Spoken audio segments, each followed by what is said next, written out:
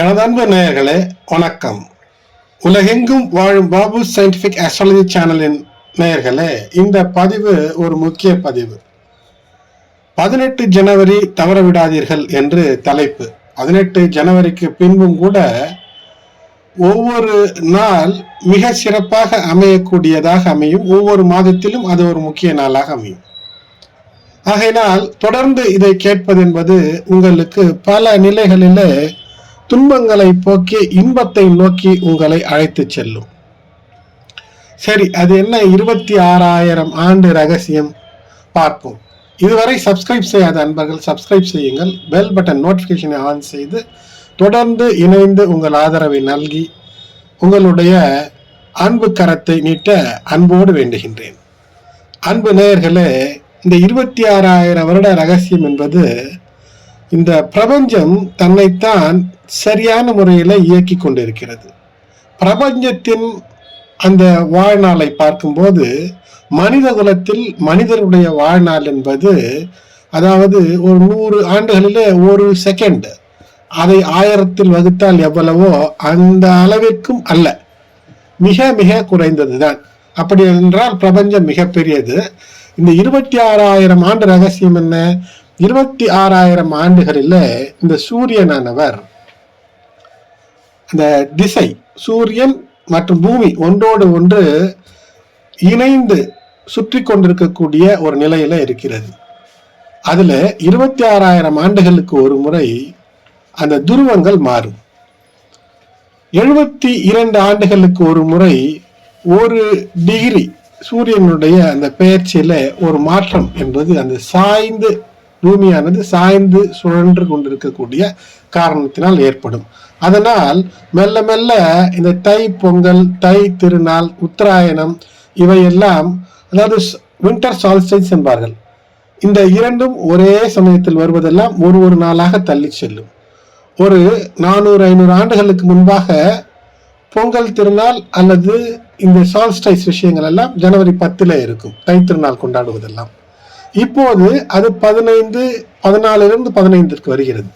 இதுதான் இதனுடைய ரகசியம். சரி, இதற்குள் என்ன விஷயம் இருக்கிறது? அதற்கும் 18க்கும் என்ன சம்பந்தம் என்றால், இந்த தை பிறந்து தை 4ஆம் நாளாக இந்த விஸ்வாவசு வருடத்தில ஒரு இனிய அரிய நிகழ்வு ஒன்று நடக்கிறது. உங்களுடைய வாழ்நாளில் மீண்டும் அப்படி ஒரு நிகழ்வு பிரபஞ்சத்தில நீங்கள் பார்ப்பதற்கு அரிதாக இருக்க போகிறது. ஏனென்றால் மனிதர்களுடைய வாழ்க்கை மொத்தமே ஒரு 120 தான் என்று கேபி ஜோதிடத்தில வரையறுக்கப்பட்டிருக்கிறது. கிட்டத்தட்ட அப்படித்தான் இருக்கிறது. இப்போது சற்று வசதிகள் கூட கூட விஞ்ஞானம் வளர வளர மெய்ஞானமும் விஞ்ஞானமும் ஒன்றாக வளர்ந்து கொண்டிருக்கிறது. அப்போது வயது என்பது 80லிருந்து 100க்குள்ளாக அந்த வயது இப்போது கூடியிருக்கிறது. சரி, இந்த வயது கூடுகிறது, அதற்கும் இந்த 18 ஜனவரிக்கும் என்ன சம்பந்தம்? வயது முதிர்ந்தால் இறைவனடி சேர்வதுதான் இறப்பு என்று சொல்கிறோம். அதனால நம் முன்னோர்கள், நாம் தோன்ற காரணமாக இருந்த முன்னோர்களை நாம் மாதந்தோறும் தினந்தோறும் நொடிதோறும் நினைத்து கொண்டேதான் இருக்க வேண்டும். நாம் நினைக்கவில்லை என்றாலும் கூட நம்முடைய உடலில் இருக்கக்கூடிய ஒவ்வொரு அணுவும் நினைத்து வேலை செய்யும். இருந்தாலும் இந்த அணுவையெல்லாம் தாங்கி ஒரு உருவாக தந்து ஒரு உருப்படியான ஒரு மனித பிம்பமாக இருக்கக்கூடிய நாம் முன்னோரை நினைக்க வேண்டும். அவர்களை நினைத்தால் முன்னோர்களுடைய ஆசி நிச்சயம் இருக்கும். இல்லை என்றால் எவ்வளவுதான் அறிவு திறமை இருந்தாலும் ஒரு வீடு வாங்க முடியாது, ஒரு வாகனம் வாங்க முடியாது. நல்லாத்தானே நடந்து கொண்டிருந்தேன், இப்போது என்ன பிரச்சனை? நடை உடை பாவனைகளெல்லாம் பிரச்சனையாக மாறுகிறது. மருத்துவ செலவு கூடுகிறது. திருமண தடை ஏற்பட்டு கொண்டே இருக்கிறது. இல்லத்திலே பிரச்சனை, உள்ளத்திலே வலி என்று இருக்கக்கூடிய பல நிலை இருக்கும். கோடிகள் பணம் இருக்கும், ஆனால் வாயை திறந்து ஏதோ ஒன்று கேட்டு வாங்கி சாப்பிட்டு விட முடியாது. ஏனென்றால் உடல்நல கோளாறு. மருத்துவர் பயமுறுத்தி இருப்பார். அப்போதுதான் புரியும் எள்ளுக்கும் நீருக்கும் என்ன சம்பந்தம் இருக்கிறது என்று. எள்ளும் நீரும் இறைத்து ஒரு நாளிலே நாம் முன்னோரை வேண்ட வேண்டும். அந்த நாள் இனிய நாள், அற்புதத்தை தரக்கூடியது.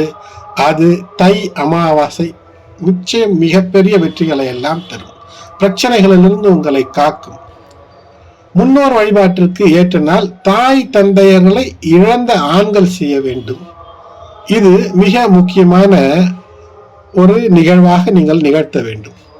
சாதாரணமாக பெரிய அளவிற்கு செய்ய முடியவில்லை என்றாலும் எள்ளும் நீரும் இறைத்து தர்ப்பணம் செய்வது இறைவன் உங்களுக்கு பல வகைகளில் ஆசீர்வதிப்பான்.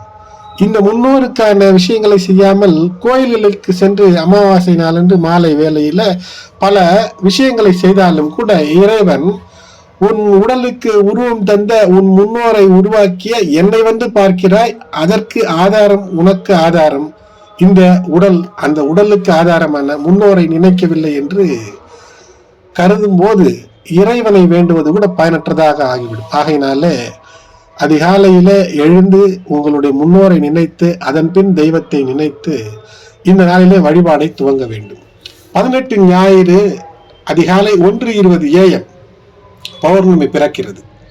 மறுநாள் 19 திங்கள் அதிகாலை 2:31 மணி அளவில் இந்த பௌர்ணமி திதி முடிகிறது. இது விஸ்வாவசு தை 4ஆம் நாளாக வருகிறது. அமாவாசை உத்தர அயனம் துவங்கிய முதல் அமாவாசை. ஆகையினால தர்ப்பணம் கொடுப்பதற்கு ஏற்ற நேரம் என்றால் காலை 6 மணி முதல் 12 மணிக்குள்ளாக படையல் வைத்து வணங்க வேண்டும். படையல் என்பது பெரும்பாலும் சைவ படையலாக வைப்பது மிக சிறப்புகளை ஏற்படுத்தும். அசைவம் தவிர்ப்பது நன்று. படையலிட்டு முன்னோரை வேண்டுவதற்கு ஏற்ற நேரம் என்பது 11 மணி முதல் 11:45 வரை. அதன் பின்னர் 1:35 முதல் 2 மணிக்குள்ளாக கூட வைக்கலாம். இது படையல் வைத்து அதன் பின்பு காகத்திற்கோ அல்லது ஒரு உயிரினத்திற்கு ஒரு அன்னத்தை தானமாக தருவது, இதுதான் காகத்திற்கு உணவளிப்பது. அதன் பின்னர் அதை நீங்கள் சாப்பிடலாம். மாலையில தீபமேற்றி வழிபாடு செய்வதற்கு 6 மணிக்கு மேல் உகந்தது. சரி, இந்த அமாவாசையில மேலும் என்ன சிறப்பு? 6 கிரகங்கள் ஒன்றாக இணைகிறது. அது என்ன? ஊரெல்லாம் 5, உங்களுக்கு மட்டும் 6. மற்றவர்கள் கண்ணுக்கு ஒன்று தெரியவில்லை. ஏனென்றால் அது தொலைவில் கூட அல்ல. சனியையும் தாண்டி இன்னும் பல தொலைவில் இருந்து சனியை காட்டிலும் பல நிலைகளில உலகை பாதிக்கக்கூடிய ஒருவன் தான் யமன். யமனுக்கென்று ஒரு கிரகம், யம கிரகம் என்றே பேர், ஆங்கிலத்தில் புளூட்டோ. புளூட்டோவை கண்டு நாசாவே தடுமாறுகிறது. திடீரென்று கிரகம் என்பார்கள், திடீரென்று அது கிரகம் இல்லை என்பார்கள்.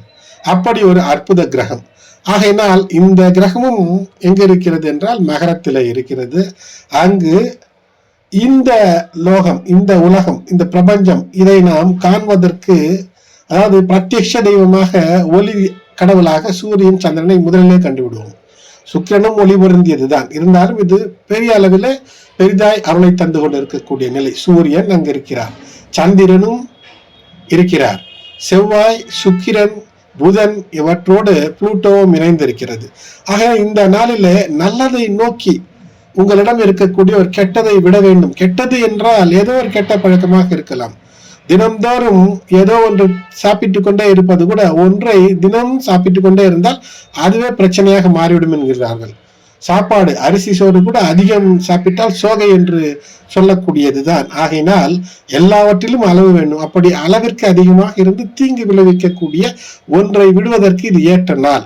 அது மட்டுமல்ல, உலக அளவிலே அரசியல் மாற்றங்களுக்கு வித்திட்டு விடும். ஆற்றல், அதாவது ஆற்றல் என்றால் மிகப்பெரிய ஆற்றல், எனர்ஜி, நியூக்ளியர் எனர்ஜி, சுனாமி போன்ற விஷயங்களுக்கு ஒரு துவக்கத்தை தந்துவிடக்கூடிய நாளாக கூட அமையும். அது மட்டுமல்ல, சில அழிவுகளுக்கும் ஆக்கத்திற்கும் கூட, ஆக்கம், ஆற்றலினால் ஆக்கமும் கூட இருக்கும். நியூக்ளியர் எனர்ஜி மூலமாக மின்சாரம் தயாரித்து உலகத்திற்கே பயன்படுத்தக்கூடிய அமைப்பு இருக்கிறது. அது மட்டுமல்ல, ஒரு அரசியல் தலைமை தகரக்கூடிய அமைப்பை இந்த நாள் ஊக்குவித்துவிடும். ஆகையினால் இப்படி ஒரு மிகப்பெரிய ஆற்றல் படைத்திருக்கக்கூடிய ஒரு தினமாக இந்த 18 ஜனவரி அமைகிறது. விஸ்வாவசு தை 4ஆம் நாள். அடுத்த நாள் 19 ஜனவரி முதல் ஷியாமலா நவராத்திரி துவங்கும். இது தசமகா வித்தையை கற்க அல்லது அறிவதற்கு ஏற்ற அமைப்பு. மந்திரங்களை கற்றீர்கள் என்றால் மனதிலே தங்கிவிடக்கூடிய அமைப்பு. இது ஒரு சூட்சும ரகசியம். இது மட்டுமல்ல, தானங்கள் செய்ய இந்த நாள் ஏற்ற நாள். சரி, என்ன தானம் செய்யலாம்? யாருக்கு தேவையோ பிரம்மனை அறிந்தவர்களுக்கு நிச்சயமாக 1 கிலோ அரிசி, பாசிப்பருப்பு, வெல்லம், வாழைக்காய், முடிந்தால் சிறிது தட்சணை என்று தரலாம். இல்லை என்றாலும் கூட ஏதோ ஒரு உயிரினத்திற்கு உணவளிப்பது என்பது சிறப்பு. அம்மன் வழிபாடு ஏற்றத்தை தரும். ஏனென்றால் அம்மனை வணங்குவது என்றால் சிறப்பு. அது குறிப்பாக சொல்ல வேண்டும் என்றால் அபிராமி பட்டர் என்று ஒருவர் இருந்தார். அவர் பாடிய பாடலை கேட்டு அமாவாசையை கூட பௌர்ணமி போன்று ஆக்கிவிட்டாலாம் அம்மன். அப்படி வாழ்க்கையில் ஒளிவிளக்கேற்ற இந்த அம்மன் வழிபாடும் ஏற்றதா இருக்கும். இந்த நாளை தவறவிடாதீர்கள். உங்களுடைய முன்னோருக்கான வழிபாடு இருந்தால் நிச்சயம் செய்யுங்கள். அதை தொடர்ந்து இறைவனுக்கான வழிபாடு, தானங்கள் செய்வது, முடிந்த தான தர்மம் செய்வது, இறைவனை வேண்டுவது. இந்த நாளிலே சொல்லக்கூடிய மந்திரங்களுக்கு 1000 மடங்கு சக்தி தரக்கூடிய அமைப்பு என்பது இருக்கிறது. அன்பு நேயர்களே, சப்ஸ்கிரைப் செய்யாத நண்பர்கள் சப்ஸ்கிரைப் செய்து தொடர்ந்து இணைந்து ஆதரவு தர அன்போடு வேண்டுகின்றேன். நன்றி.